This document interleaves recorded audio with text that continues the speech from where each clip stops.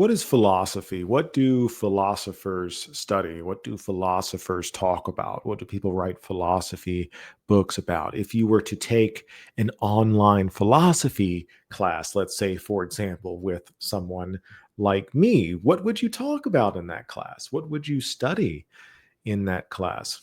On the one hand, this seems like a pretty straightforward question. If I were to ask the same question about any other subject, for example, in addition to teaching philosophy, I also teach history. If you were to ask me, what is history? The straightforward answer I would give you is that history is the study of the past and the study of things that happened in the past. But philosophy, asking the question about philosophy, is a little bit more difficult. As you'll see in our introduction class, there aren't really simple questions in philosophy. These seemingly straightforward questions almost always turn out to be pretty complex. And the same is true of this question, largely due to the fact that philosophy is the oldest academic discipline, and it's also the academic discipline that all other academic disciplines stem from. So it's a humongous umbrella term that applies to the study of all sorts of different things. And it also kind of has a life of its own in the sense that what academic philosophers mean by philosophy is not necessarily what people just out in the public mean by philosophy, which is what I want to start off this video talking about, the different meaning of the terms philosophy. So I've identified kind of three different meanings of this term philosophy that I want to break down a little bit to hopefully help you understand what it is that we're going to be talking about in this introduction to philosophy class. So first and foremost, we have what I've labeled the common sense understanding of philosophy. And one of the things I like to do when I teach an intro class is to start off the class by asking everybody to do a little bit of like word association. When I say philosophy, like what's the first thing that pops into your head? What do you immediately think of when I talk about the study of philosophy? Like, what do you think we're going to be talking about? And I also have similar sorts of conversations if I'm talking to somebody at like a party, if or I bump into somebody at dinner and we're talking about, like, they ask me like, what do you do? And I say, I'm a teacher. What do you teach? I teach philosophy. Usually how people understand philosophy is in terms of like personal belief systems or what their worldview is. So people have this understanding of, you may have heard people express, like, use the phrase like, my philosophy is X, Y, or Z. And in the description of their philosophy, they'll talk about things like their views and opinions about religion and politics and the nature and the structure of society, like these big, broad categories applied to everything from their personal beliefs about God and the universe and morality and all this other stuff. And on the one hand, that is what philosophy is. Philosophy deals with all of those subjects, such as ethics, politics, religion. All of those things can fall under the general umbrella of philosophy. I want us to distance ourselves from that common sense understanding of philosophy because another aspect of that common sense understanding is that people seem to think that philosophy is an inherently subjective endeavor. That when I talk about my belief system, it's my belief system, and you might have your belief system, and I have my belief system. But philosophy within the academic context doesn't really concern itself with personal belief.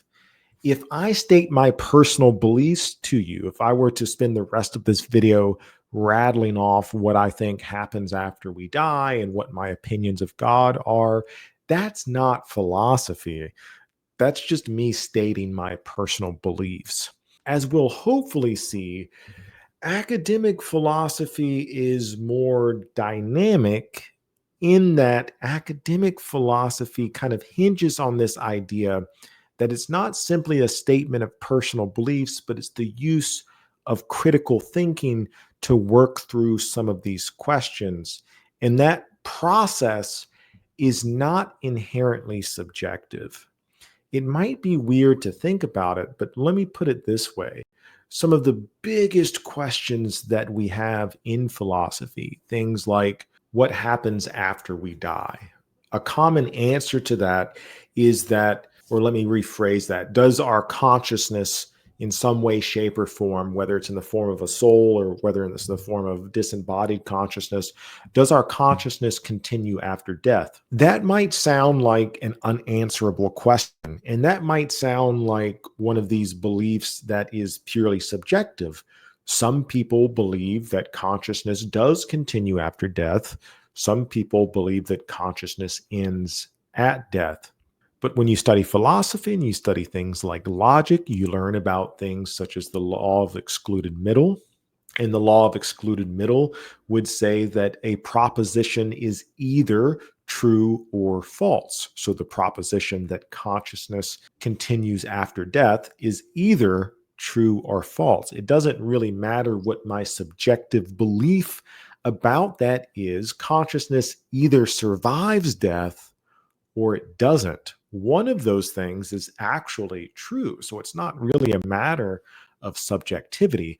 Now, it might be inherently unknowable. That's a different conversation for a different day, but it's not just a mere matter of subjective opinion, is the main point I want to drive there. So, academic philosophy is not simply about just stating our beliefs and just throwing our beliefs out there in the void. These beliefs that we have, these ideas that we have about things like consciousness, politics, God, within philosophy, as we see, are meant to be engaged with. We're supposed to have critical conversations with each other about those things to see if we can learn more about those subjects, even if they are abstract of topics such as what happens after we die. And this relates to the second point. Another common understanding of philosophy is that philosophy deals with and stems from these big, large, abstract, unknowable questions, what I've labeled as questions of ultimate concern. These are questions that stem from the most basic elements of our human condition. And what I mean by the human condition or human nature is a subject matter of philosophy, but it's the condition that all of us, by virtue of the fact that we are human beings, are subject to. And I was trying to figure out a way to explore this, and I came across this fantastic quote by Ernest Becker. It's very lengthy, but I think it's worth reading. So let's go through this together, because Becker here, I really does a fantastic job of summarizing what exactly the human condition is and what are some of these basic questions that stem from the human condition. And this comes from Becker's his book, The Denial of Death. But look at man, the impossible creature. Here, nature seems to have thrown caution to the winds along with programmed instinct. She created an animal who has no defense against full perception of the external world, an animal completely open to experience. He can relate not only to animals in his own species, but in some way to all other species. He can contemplate not only what is edible for him, but everything that grows. He not only lives in this moment, but expands his inner self to yesterday, his curiosity to centuries ago, his fears to 5 billion years from now when the sun will cool, his hopes to an eternity from now. Here, Becker is contrasting human beings with other animals. Other animals seemingly live within the bounds of their own instincts and immediate needs, like survival is what drives biological life, according to people like Darwin. But human beings seem to have a unique quality that supersedes survival. We're not just driven by our survival urges. We have the ability to think beyond our immediate needs. And in this way, Becker says that humans are uniquely open to experience. We can perceive and contemplate experience far beyond immediate survival needs by projecting ourselves both into the past but also into the distant future. Let's continue on with that quote. He lives not only on a tiny territory, not even an entire planet, but in a galaxy, in a universe, in dimensions beyond the visible universe. It is appalling the burden that man bears, the experiential burden.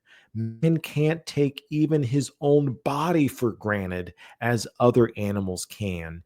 It is not just hind feet, a tail that he drags that are just there, limbs to be used and taken for granted or chewed off when caught up in a trap and when they give pain and prevent movement. Man's body is a problem to him that must be explained. Not only is his body strange, but it's also the inner landscape, the memories and dreams. Man's very inside, his self, are foreign to him. He doesn't know who he is, why he was born, what he is doing on the planet, what is he supposed to do, and what can he expect.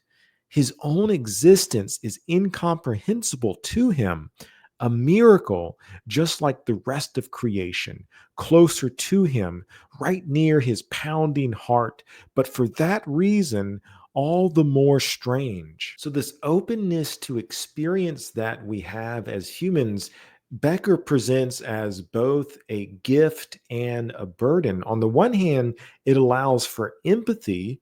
We can empathize not only with other humans, but with other animals and understand their need for survival, for example. But it brings with it like this crushing weight of our awareness in not just our hometown, for example, or in our state or in our city, but our awareness of our existence in the universe as a whole. But even our very own bodies are strange to us. Our inner life, the way our mind and our brain works, the way our memories work, all of that is really weird when you stop and think about it. But let me finish this quote. Each thing is a problem, and man can shut out nothing. As Maslow has well said, it is precisely the godlike in ourselves that we are ambivalent about, fascinated by, and fearful of, motivated to, and defensive against. This is the one aspect of the basic human predicament that we are simultaneously worms and gods. There it is again, gods with anuses. What a fantastically weird way to end that quote. Gods with anuses. But what Becker is drawing attention to is this like basic existential contradiction that lies at the heart of our existence. Human beings are able to project their consciousness. We can try to imagine an infinite universe. We can try to imagine the vast expanses of space. I can have experiences where I feel deeply and intimately connected with every other human being on this planet. And at the same time, I can feel like a complete and utter stranger to myself. What Becker's calling attention to is like the tragic nature of human consciousness, that seemingly human beings alone out of all other creatures on this planet woke up one day and are like, who are we? Why are we here? What am I supposed to be doing while I'm here? What happens when I'm not here anymore? Who put me here? Similar sentiments were echoed by the French philosopher Simone de Beauvoir in her book, A Very Easy Death. Beauvoir has this to say: there's no such thing as a natural death. Nothing that happens to man is ever natural, since his presence calls the world into question. All men must die, but for every man, his death is an accident, And even if he knows it and consents to it, an unjustifiable violation. Human existence at its core, says Beauvoir, calls all things into questions because we seem to be able to stand in this unique position where we can question the very nature and essence of this life we live. This is what I call questions of ultimate concern. And believe it or not, philosophy is the attempt to provide answers to some of those questions. And while the common perception is that philosophy is kind of stuck with these unanswerable questions, hopefully, one of the things that you're going to see over the course of this class is that for some of these questions, we've made quite a bit of progress and we've learned quite a bit, not only about each other, but about ourselves and about maybe I can even go be as bold as to say about the nature of reality. So, third and finally, what is academic philosophy? Academic philosophy. Academic philosophy differs from the other two definitions of philosophy mainly in that it is more systematic, it's more practiced, it's more formalized. The definition that I was taught as an undergraduate philosophy major that was drilled into my head, this was a question that was on every single one of our tests. What is philosophy? The definition is that philosophy is a search for a fundamental understanding of the world around us through the process of critical thinking and critical discussion. And so, to break down this definition a little bit, it's a search for the world around us. So we're born into, we have this basic human condition that Becker and Beauvoir were talking about that presents us with these basic questions. Who am I? Why am I here? What am I supposed to do while I'm here?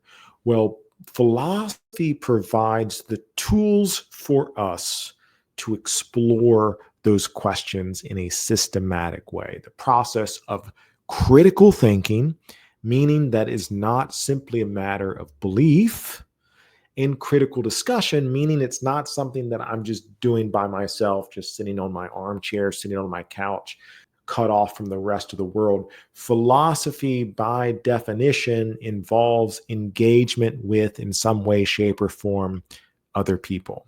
Now, that being said, the academic study of philosophy, I mentioned towards the beginning of this video that philosophy is the mother of all disciplines. So every single academic subject that you study in school, biology, chemistry, physics, mathematics, art, literature, all of that at one point in time fell under the general umbrella of philosophy.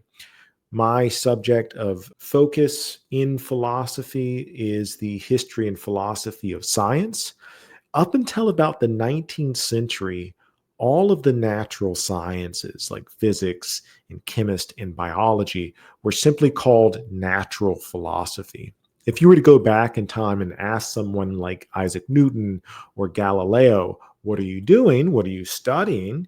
They're studying what we would today call physics, but they would have called it natural philosophy. Philosophy included the study of how the world worked. But what started to happen over time, particularly in the 19th and 20th century, as academic disciplines became more and more specialized, they kind of broke away and developed into their own distinct disciplines. But philosophy still exists, and there are still certain areas of philosophy in the study of philosophy that are unique to philosophy proper. And this division goes all the way back to ancient Greek philosophy, sometimes what's called classical philosophy, and was developed by the philosopher Aristotle. Aristotle created this basic fivefold division of philosophy: logic, ethics, aesthetics, metaphysics, and epistemology. And generally speaking, within this class, most of the things we study will in some way, shape, or form fall into one of these general categories. So let's briefly break this down. I have a definition of logic here by Paul Tomasi from his textbook on logic. Tomasi says that logic has traditionally been described as the science of thought. If it is a science, however, logic is a theoretical science, not an empirical science.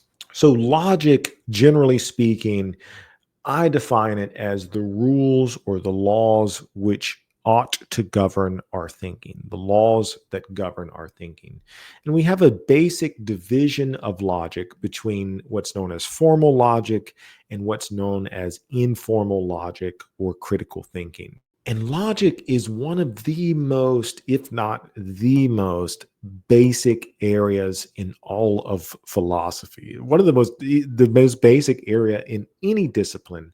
All major disciplines are predicated in some way, shape, or form on some basic understanding of logic. Formal logic, if you ever have the opportunity to take a formal logic class, is set in terms of proofs. It's very similar to mathematics. If you've take like an algebra class, algebra 1 and 2 is very similar to formal logic. If any of you are in the field of computer science, you're going to have to take some logic classes. And then we have informal logic. Informal logic deals with things such as logical fallacies, the nature of arguments. We're actually going to be dealing with critical thinking in the second week of this class, if I'm not mistaken. Don't quote me on that.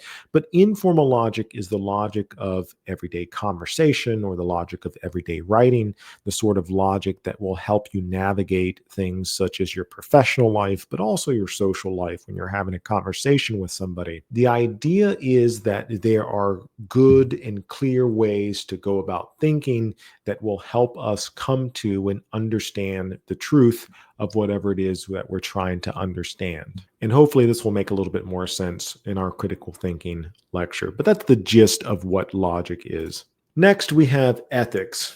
So, ethics deals with the question, how should I live my life? What's the best way to live my life? What does it mean to live a good life, for example? We'll also dive deeper into ethics for our first exam for this class. Ethics is divided up into three branches. First, we have meta ethics.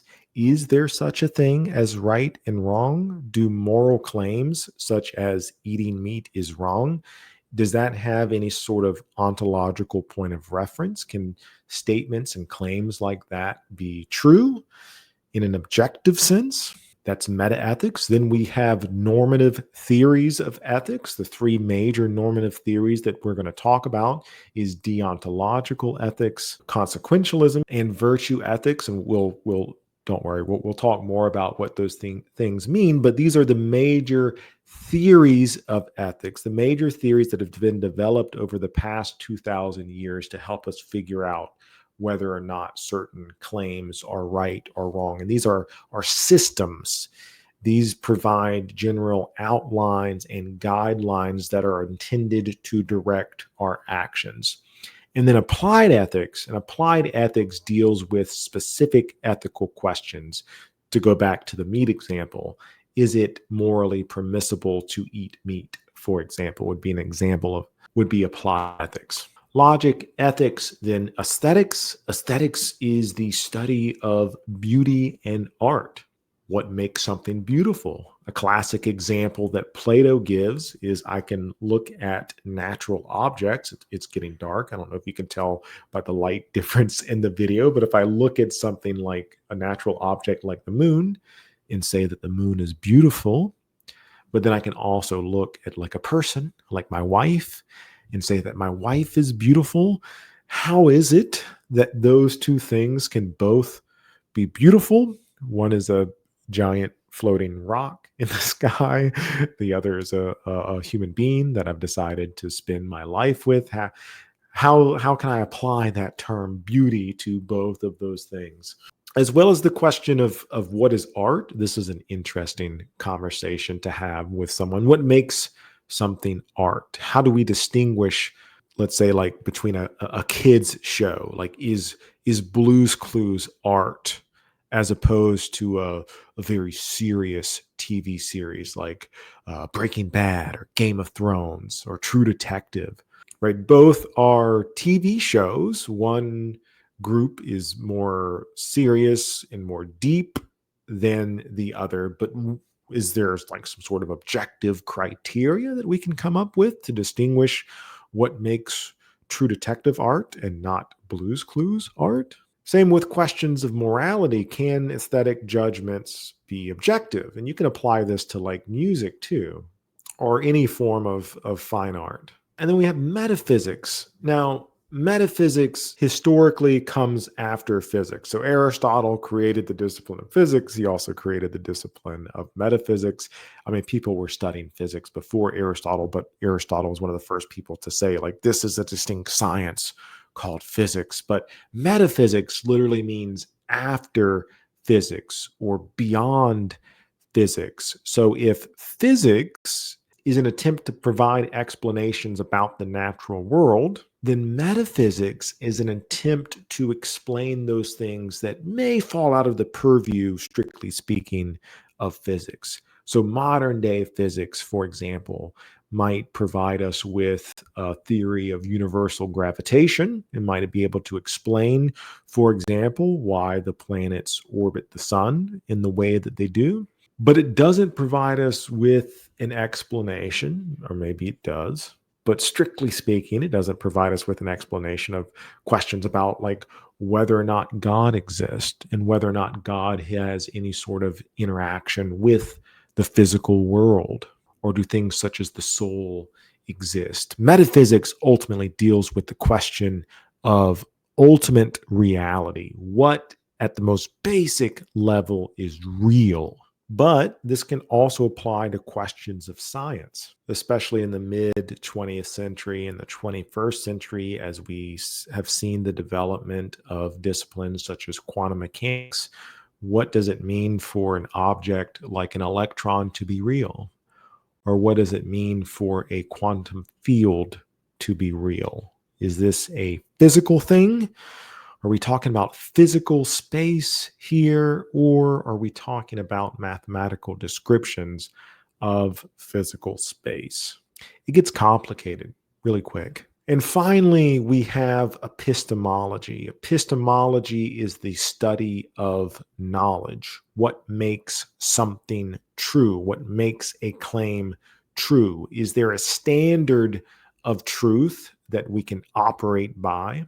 Or is there a standard of truth that we can hold claims to? Epistemology, I think, is one of the biggest questions of the 21st century, especially within the digital age. This is something that I've witnessed. I'm a little bit older, so I lived in a time before the internet, but I was around as the internet was gaining more and more popularity. And one of the great ironies of the digital age, as it was presented to us, is that we would have access to all this information immediately at our fingertips, that you can learn anything and everything you wanted to.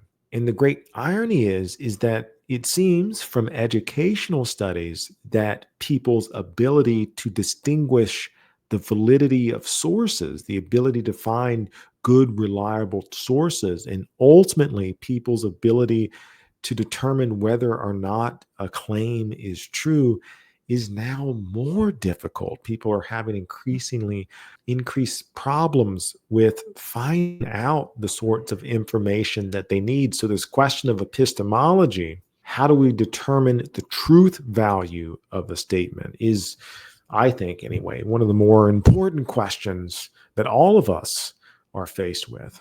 Okay, so this is just the tip of the iceberg. We're going to be digging deep in this class. I hope I'm going to give you a wide range of philosophical topics, but generally speaking, those are the basic categories that we're going to be dealing with. If you have any questions for me about what any of these terms mean or what philosophy as a whole means, whether you're taking my class or whether you're watching this on YouTube, let me know, and I will see you all next time. Thank you.